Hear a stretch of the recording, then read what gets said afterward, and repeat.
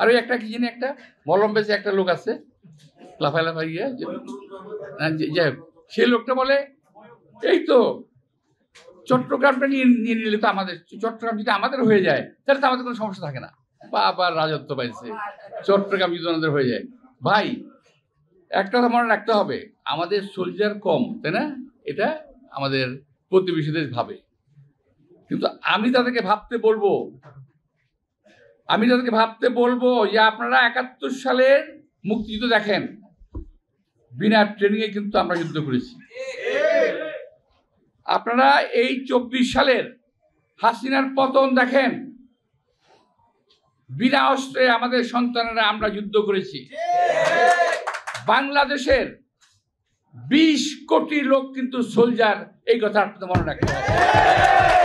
যদি বাংলাদেশ আপনাদের দখল করতে হয়, 20 কোটি লোকের রক্তের উপরে পাড়া দিয়ে আপনাদেরকে এই দেশ দখল করতে হবে। কেউ যদি বাংলাদেশে বসে বিদেশে বৃষ্টি হলে ছাতা ধরে, সেগুলো যদি কোনো পত্রিকা হয়, তাকে আমরা কি করব?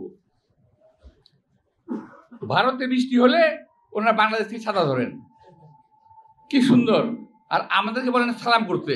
আরে ভাই, আপনারা বলেন আজকে যে ভারত নিয়ে কথা বলছি, আপনারা যখন 71 সালে যখন স্বাধীন হয়, আপনার তো মনে পড়বে না, 71-এর স্বাধীনতার পরে নিয়ে যে স্যারেন্ডার করছিল কার কাছে?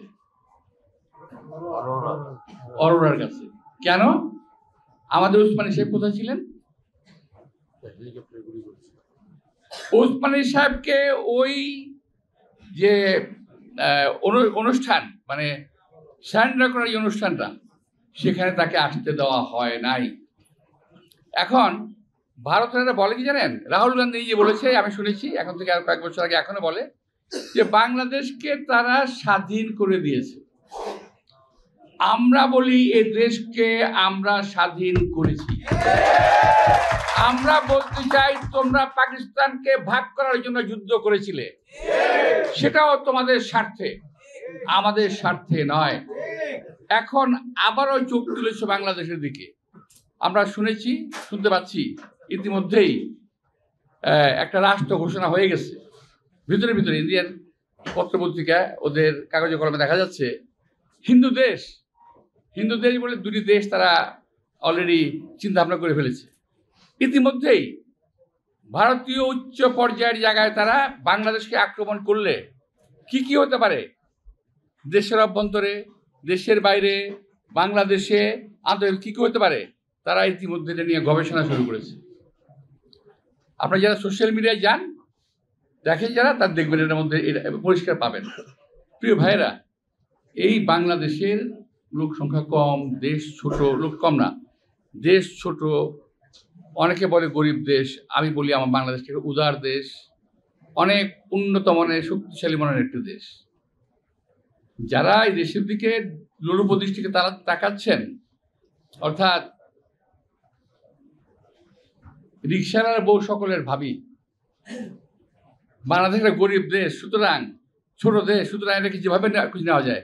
প্রিয় ভাইয়েরা, একটা কথা বলে আমি শেষ করে দেবো, সেটা হলো যে আমরা যখন ছোট ছিলাম তখন শুনেছি 47 সালে একবার একটা রায়ট হয়েছিল বাংলাদেশে, তৎকালীন ভারতে রায়ট হয়েছিল, ভারতে হয়েছিল, এখানে